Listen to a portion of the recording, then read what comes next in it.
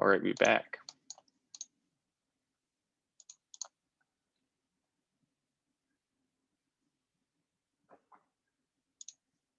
Gary, I'm finding more and more fuck shit about eToro. I wish I would have just listened to you and just fucking bought it on Binance. So dumb. All right. Like the price right now, I think ADA is at like almost 94 cents. eToro says it's at 92 cents. So there's some, I mean, I don't. It doesn't have quite as much liquidity. Yeah, I don't know exactly how that works, but Yeah. Using the most popular exchanges is typically not a bad idea. Yeah. But I'm just gonna keep going because I am recording. So yeah, basically Cosmos is just trying to be a better Ethereum, and it has some stuff built on it. It's okay. It's a super big project. It's like the 13th or something like that. Elrond Gold is a really small competitor to Ethereum, but it saw like it went up 1,000%, I think, in the past month. So it's been doing very, very good. And then it dropped down.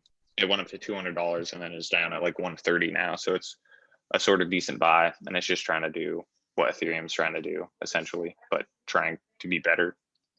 And then there's Binance Coin, which is the coin in Binance. And the original use of Binance Coin was that, so when you buy and sell on Binance, you pay a fee. It's like a 1% fee, I think, or maybe less. It's not a lot. Or like 0.1. Yeah, it's a 0.1% fee. And if you have Binance Coin, you get 70 or 25% off that fee. So that was the original use case for Binance Coin, and then it's now dipping its toes in everything from there's like decentralized exchanges, borrowing, lending, staking stuff that's getting built on top of it on this thing called Binance Chain and Binance Smart Chain. Binance is the most popular exchange in the world. It's never ever going away. They burn like 4 billion or some ridiculous amount of coins every quarter. Like they burn 4 billion coins every quarter or something like that. So it's really deflationary. And recently today, Coinbase came out with its IPO, and it's estimated to be at about $303 per share. And if that was the case, then Coinbase is worth $77 billion. And since if Coinbase is worth $77 billion, then and Binance is a bigger exchange than Coinbase, then shouldn't Binance Coin be worth $77 billion at least? So that's why Binance Coin went up 35% today. So Binance Coin is essentially everything DeFi, everything competitor. Like I said, it's kind of like the Walmart of crypto. It's trying to be everything, but isn't amazing at everything yet. A lot of stuff is being built on it. Early projects, it's kind of hard to use the DeFi part of it, but it's not going away and has really skyrocketed in price in the past like 2 months. I think it was $60 for a while, but like end of last year. So Binance Coin is really good. If I was to recommend any two of these, like all of these are really good projects that all have a equally as good chance to do really well. And these are all essentially top 10, top 15 projects. You can't go wrong with owning any or all of these. And then there's a smart contract Oracle solution, which basically, in order to get data from the real world, data isn't set up. Data is not set up to be like the weather data and data in the real world. It's hard to kind of port to the blockchain. So what Chainlink does is it takes data from the real world and brings it into the blockchain. So for example, if like Synthetics, which is a cryptocurrency that creates synthetic versions of things in the stock market and gold and stuff like that, if Synthetics wants to match those prices 1-to-1, then they need to somehow gain access to real world data on the New York Stock Exchange. So Chainlink goes and grabs that data, and then Synthetics grabs the data from Chainlink, and then Chainlink can provide their service of matching 1-to-1 to a stock or gold or whatever. And then Araya Chain is just a smaller project, far smaller than Chainlink. It's the only smart contract platform that I know that's kind of maybe has a chance to compete against Chainlink, and it uses some weird like AI or old stuff to do it. But Chainlink, like, I don't know why anyone else would use anything other than Chainlink, just because Chainlink is so popular. But it's a decent buy as well. But I would at least think about buying Chainlink for sure. And then, is this recording still going? Are you guys? Where? You guys are there? Yes. Okay. Never mind. It says I it's just recording. we're good. We're good. Okay. So then we have the Polkadot ecosystem. So this is what is going. So Polkadot, a lot of the stuff on Polkadot is going to be released. Polkadot is a fully working proof of stake cryptocurrency, but all of the projects all of the projects that are being built on it are just starting to come out. And the Polkadot ecosystem is likely going to be the next big thing while we're sitting around waiting for gas fees to be super high, or for gas fees to go down, and EIP 1559 to come out. So, and just Polkadot works with Ethereum, so it's just going to be good regardless of gas fees on Ethereum. It's just going to be cheaper and better until Ethereum 2.0 comes out. So within the next month or two, we're likely going to see, we already have seen a lot of price movement in some of these Polkadot projects. And how Polkadot works is there's this brother or company, essentially, or cryptocurrency called Kusama, which is a test net for Polkadot, and it's used as a launch pad by developers to test out new features and to build applications on. And then once they get it working on Kusama, then they port it over to Polkadot. So it's like a low risk system that you can try out a bunch of new stuff on. And then when you really actually want to use it, when you are going to release it, then you port it over to Polkadot. So Kusama has gotten a ton of traction lately. I can't remember. People just know, and there's other reasons why the price has gone up as well that I'll get into. But since Polkadot started heating up, it went from $50 to 234 since like December, end of last year. So it's had really solid gains this year so far. But I still think is like a pretty good buy just because of the use case for it. So it's essentially this testnet for Polkadot. It's super useful for coders because coders love to test out, and you can basically, so instead of developing something on Ethereum and having to like really put it in beta and like keep it on the side and like make sure it really works by yourself and keep it like really closed, and then once you finally get it working and you're like 1,000% sure that nothing is broken on it, then you release it on Ethereum. But for Kusama, you can basically just like try all these random things, try new stuff, try something that no one would even want to code on another blockchain because it's too risky, and you test it out on Kusama, and then once you get all the bugs out and get it to work, then you put it on Polkadot, and it's just a low risk way to do development. So coders, like I'm a coder, absolutely love doing stuff like that. So it's going to bring, the fact that Polkadot has Kusama is going to increase the more developers are going to want to develop on it because it's easier to develop on it essentially. And then in order, there's only going to be 100 parachains that the Polkadot ecosystem is going to provide. So on Ethereum, you can have as many different applications as you want built on Ethereum, which is why the gas is so high. You have thousands of different cryptocurrencies and DeFi and NFT random blah, blah, blah, blah that's using Ethereum stuff. So there's just a lot of traffic. And what Polkadot decided to do is they're only allowing 100 projects to be on the Polkadot system at any time. So what you do is you rent out parachains. So the fees will stay low and everything will be efficient, and only the projects that are really good and really useful will be the projects that are run on Polkadot instead of just everything. And you need Kusama to buy the or rent the parachain.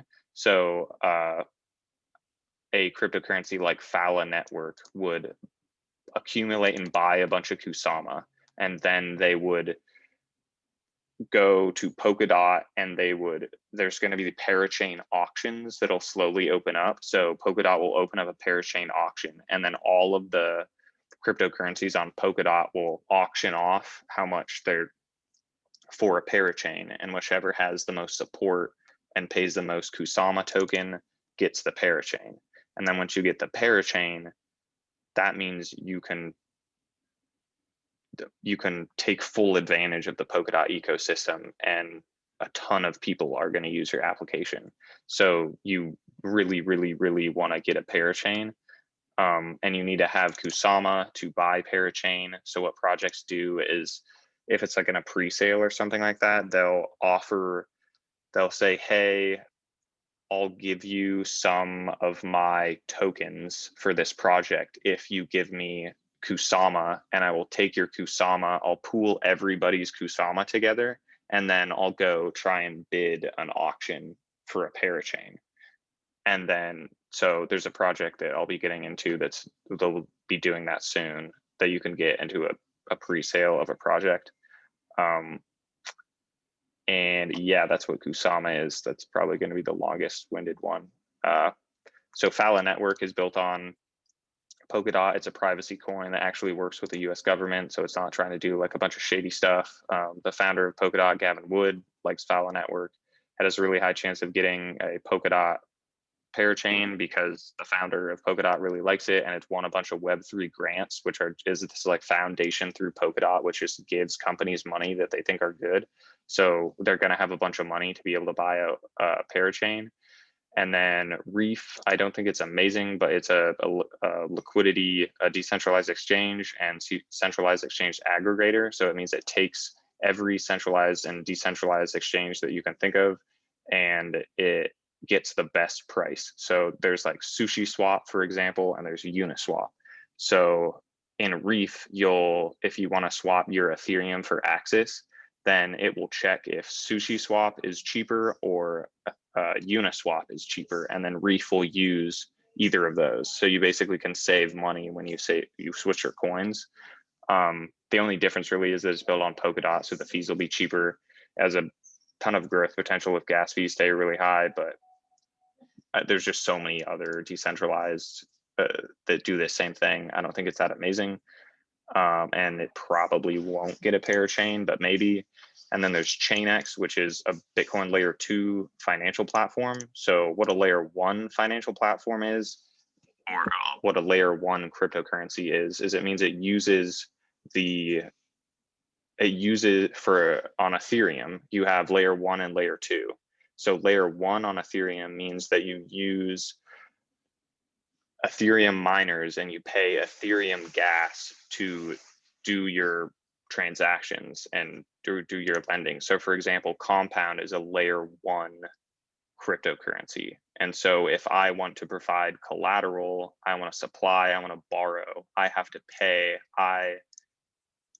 it has to be validated through the Ethereum blockchain, and I have to pay an Ethereum miner to, look, it's $120 to borrow money right now. Ridiculous. But what's nice about a layer 2 is that it's not built, it doesn't use for example, in Ethereum, it doesn't use Ethereum miners. It has its own system. So that's how a lot of these, so layer 2 platforms are cheaper. And so if you're to run because they have their own validator nodes and stuff like that, and they're not using the base Ethereum or Bitcoin miners to validate whatever they're trying to do.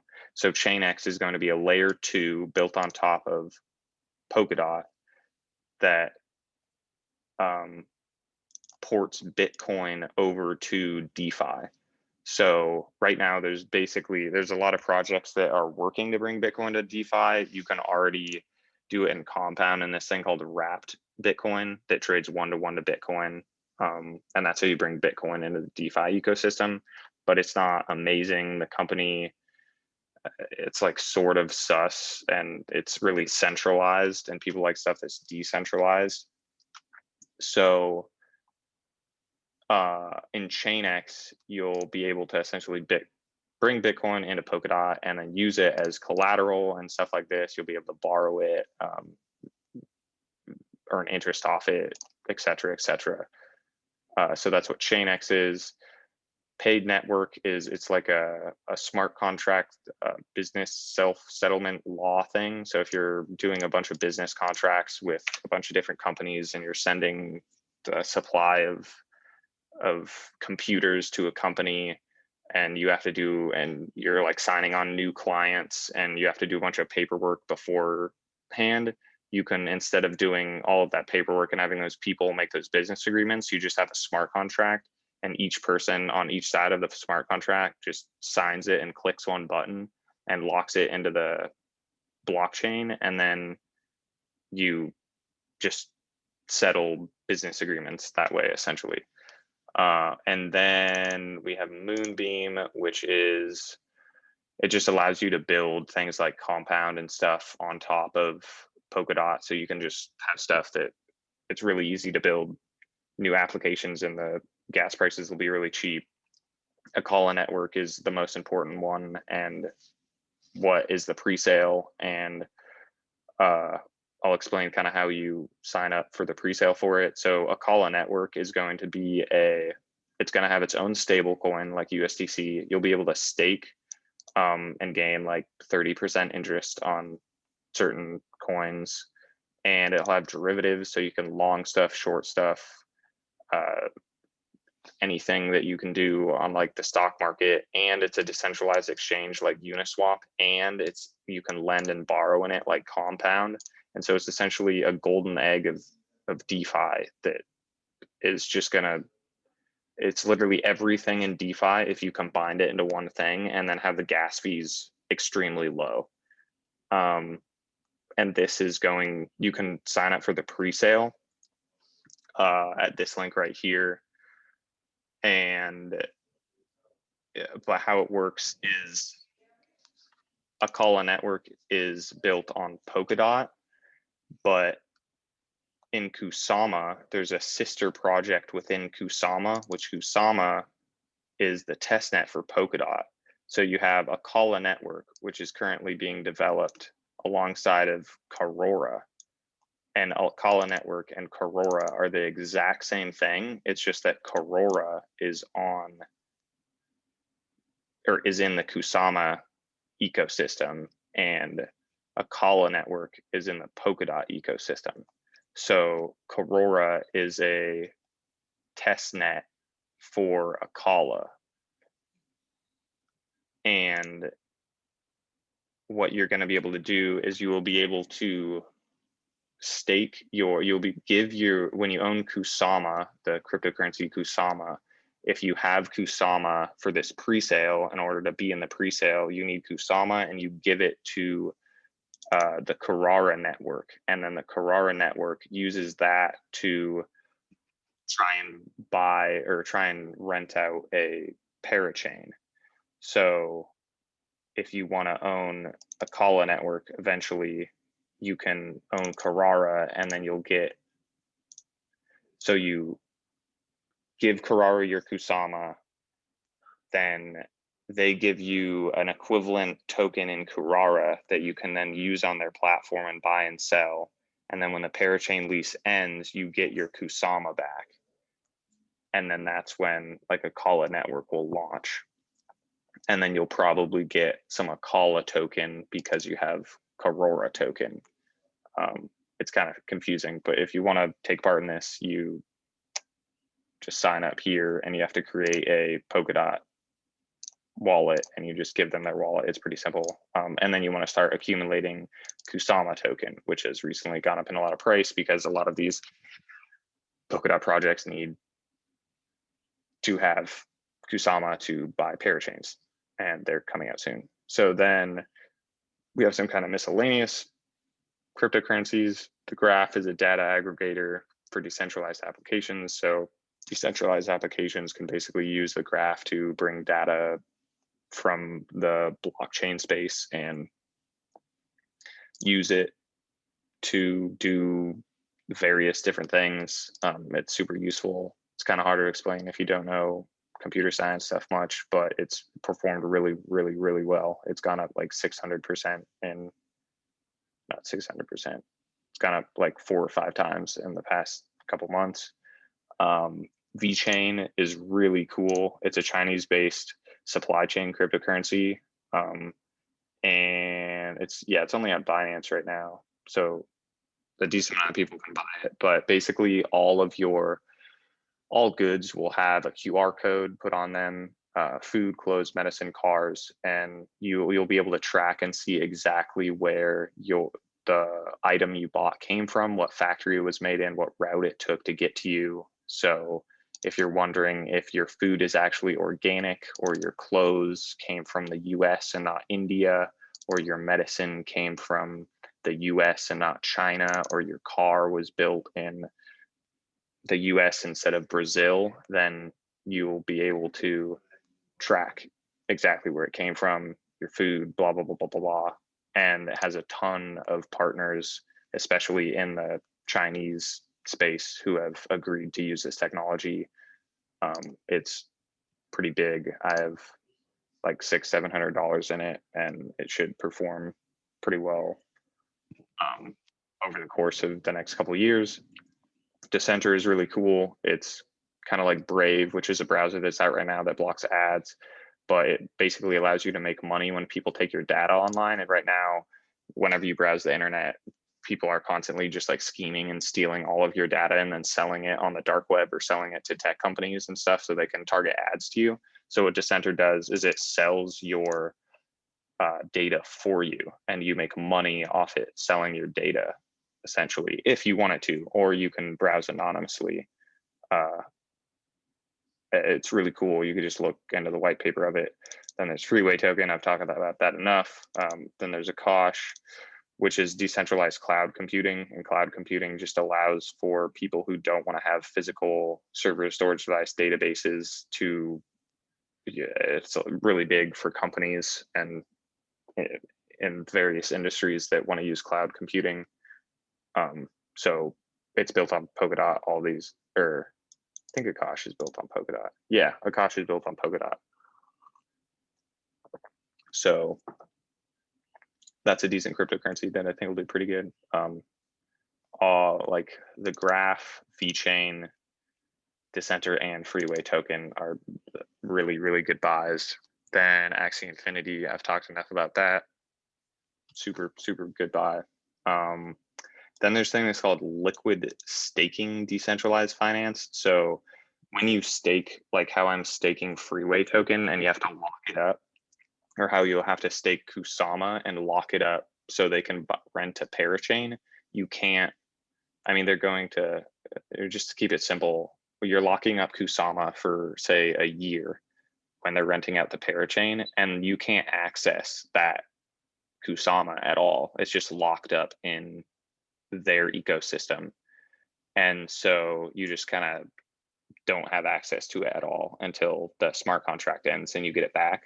But what these companies are trying to do is you basically say, hey, I'm staking this cryptocurrency for this company, and they'll go, okay, well, we'll give you can take a loan out for 75% of what you staked, and you can use that money. And if you don't pay us back, then we get what you staked back.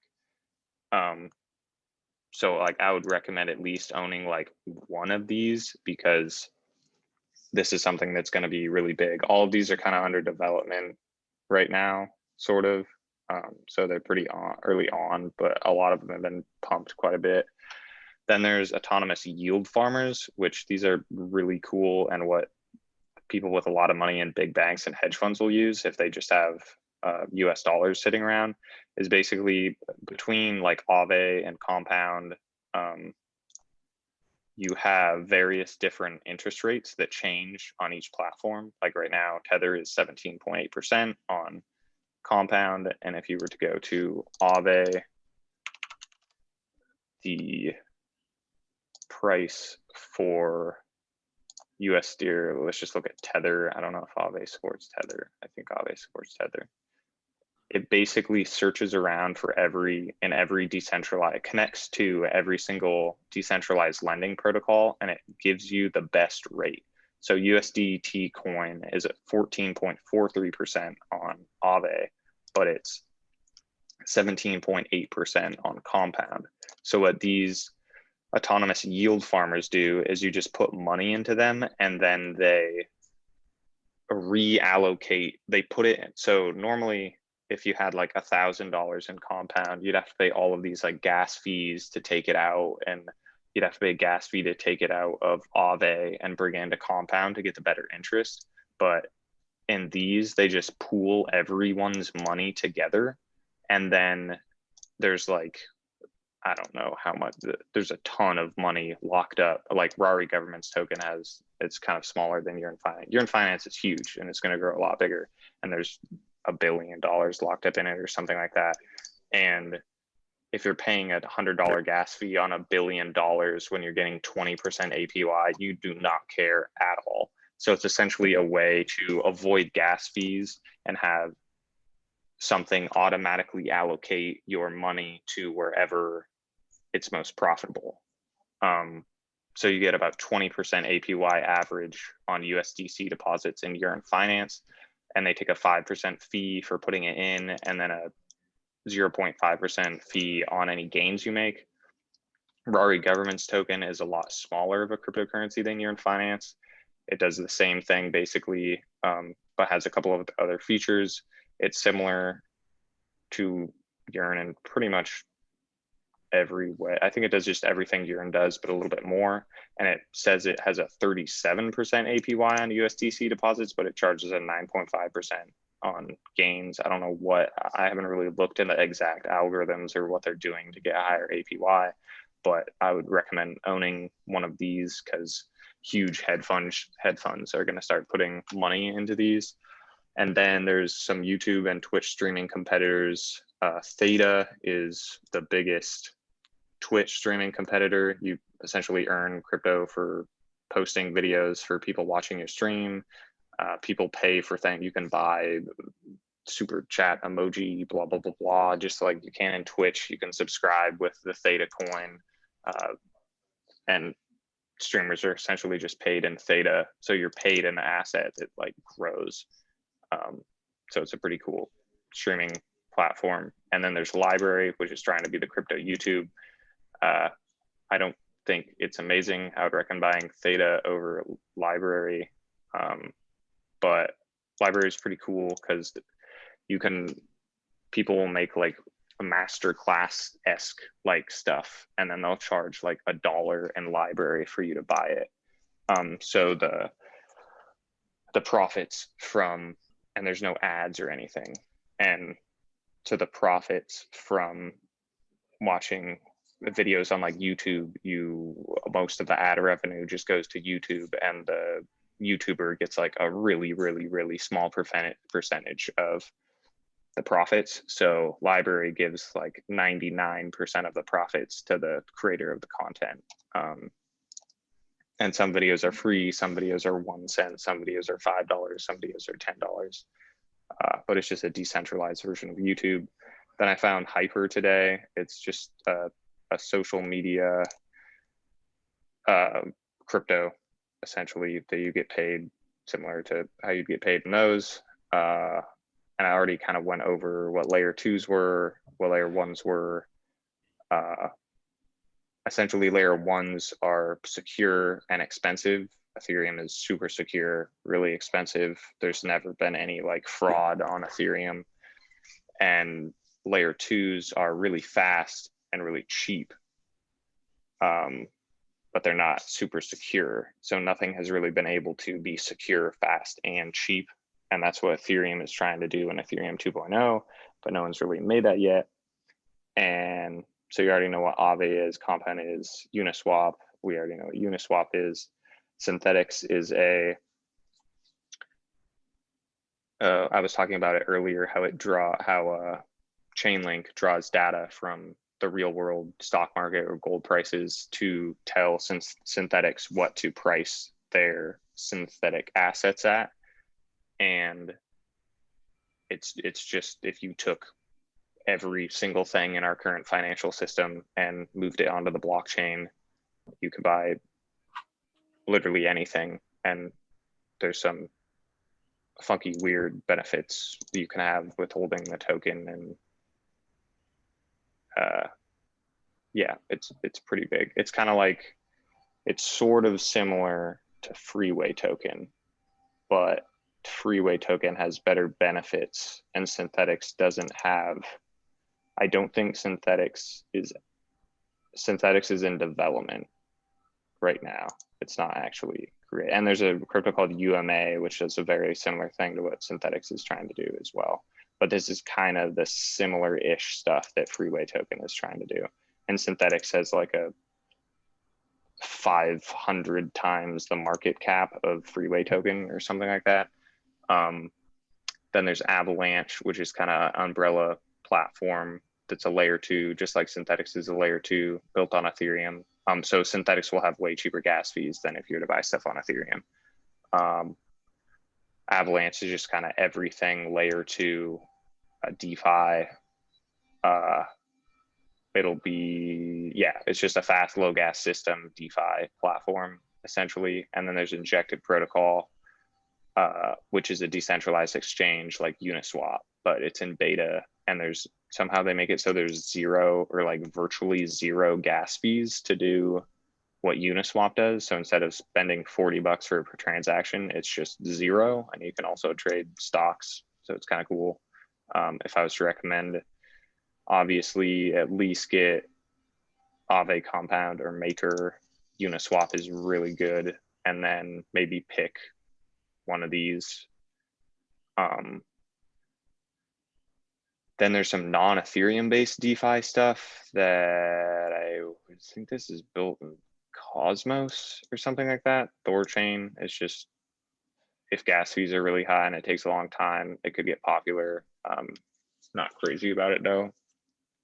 Then there's cloud storage and data privacy. Filecoin has been doing really good. It'll continue to do really good. It's decentralized data cloud storage.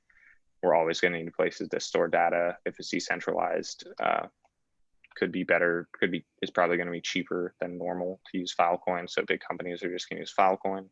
Then there's OChain, which recently partnered with Amazon AWS that it does a data privacy and protection platform. So if like Amazon has a bunch of information on their clients, people who buy stuff on Amazon, they have a bunch of information on everyone and they don't want to leak that information. So they would store it in OChain. And then if Amazon wanted to sell your information, they could sell your information using Zero Chain.